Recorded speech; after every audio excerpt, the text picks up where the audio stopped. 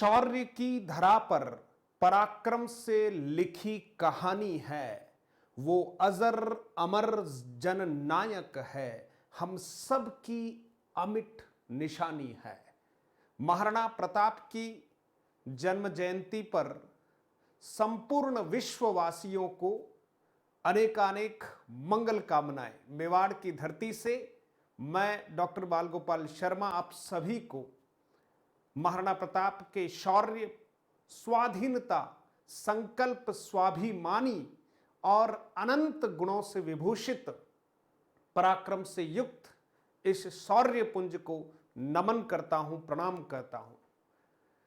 मित्रों, जैसे ही महाराणा प्रताप का नाम जेहन में आता है, रक्त का प्रवाह स्वतः ही बढ़ जाता है।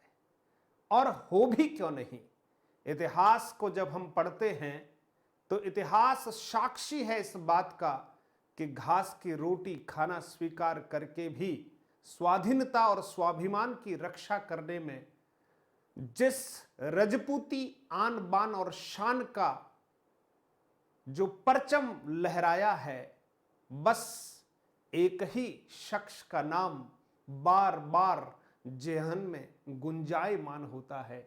जी, वीर शिरोमणि प्रातः स्मरणीय महाराणा प्रताप।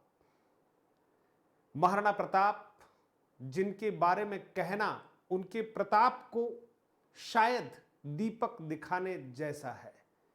मैं सौभाग्यशाली हूं, महाराणा प्रताप की इसी मिट्टी में मैं पल रहा हूं, बढ़ रहा हूं, सांसें ले रहा हूं और यहां के जर्रे जर्रे में प्रताप के शौर्य की जो गाथाएं हैं वो जीवंत हुई प्रतीत होती है। तो एक प्रतियोगी को महाराणा प्रताप से क्या सीख लेनी चाहिए? तो मुझे ऐसा लगता है कि विपरीत परिस्थिति में किस रणनीति के तहत हमें उन परिस्थितियों को जीतते हुए चुनौती का डटकर मुकाबला करने का जो सामर्थ्य है वो हमें महाराणा प्रताप से सीखा जाना चाहिए। भीतर के आत्मविश्वास को, साधनों की स्थितियों को दूर करते हुए, धन की स्थितियों को भी दूर करते हुए, केवल साहस के बलबूते पर, भीतर के दृढ़ संकल्प के आधार पर पूरे भारतवर्ष में अपनी सत्ता का लोहा मनवाने वाले अकबर के दांत खट्टे करने का काम इस मेवाड़ी हिंदुआ सूरज ने किया था। महाराणा प्रताप शौर्य की वो जीवंत गाथा है। उनके जीवन का पल पल हमें प्रेरित करता है। महाराणा प्रताप का स्वामी भक्त चैतक और स्वामी भक्त हाथी राम प्रसाद और अनेकानेक उनसे जुड़े हुए, जिसमें राणा पूंजा और कई ऐसे महान योद्धा रहे जिन्होंने सामाजिक समरसता का उदाहरण प्रस्तुत करते हुए हल्दी घाटी के युद्ध में मुगलों के दांत खट्टे कर दिए थे। आप उस दृश्य को अगर याद करते हैं, जब एक ही तलवार के वार से घोड़े सहित दो टुकड़े आतताई के कर दिए थे, ये सामान्य सी बात नहीं है।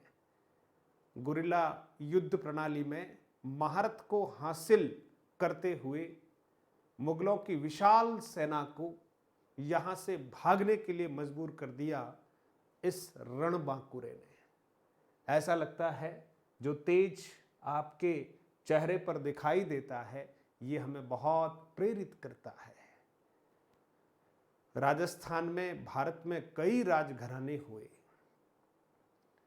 राजस्थान की बात करें तो ऐसे कई राजघराने थे जिन्होंने अपने भीतर के रक्त पर पता नहीं चिंतन न करते हुए बहन बेटियों को मुगलों तक पहुंचा दिया और स्वयं अधीनता स्वीकार करते हुए उनके दरबार में हाजिरी लगाते थे। लेकिन ये अकेला सिंह के समान घास की रोटी खाकर भी आजादी की जो चेतना और जो अलख जगाई है, इसलिए आज पूरे विश्व में महाराणा प्रताप स्वतंत्रता के अमर सेनानी, आजादी के दीवाने के रूप में और चट्टान की तरह मजबूत संकल्प के रूप में पूजे जाते हैं।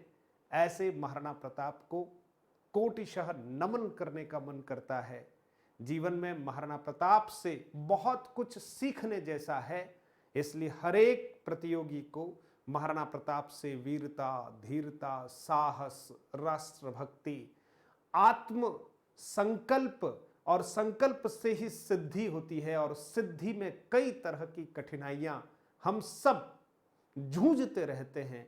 लेकिन फिर मैं कहूं, कन्हैयालाल जी सेठिया ने बहुत सुंदर तरीके से राजस्थानी में मुंह लड़ियो गणो हूं सयो गणो हूं मेवाड़ी मान बचावन ने, मैं पाछ नहीं राखी रण में बेरियारो खून बहावन ने, नानो सो अमरियो चीख पड़ियो राणारो सोयो दुख जागियो।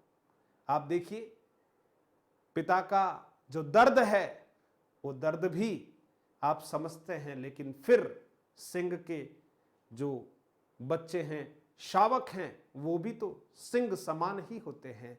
इसलिए ऐसी विपरीत परिस्थितियों में कमलनाथ जी की पहाड़ियों में अपने जीवन का कुछ समय गुजारा और पुनः अपने आप को संगठित करके मुगलों के दांत खट्टे किए।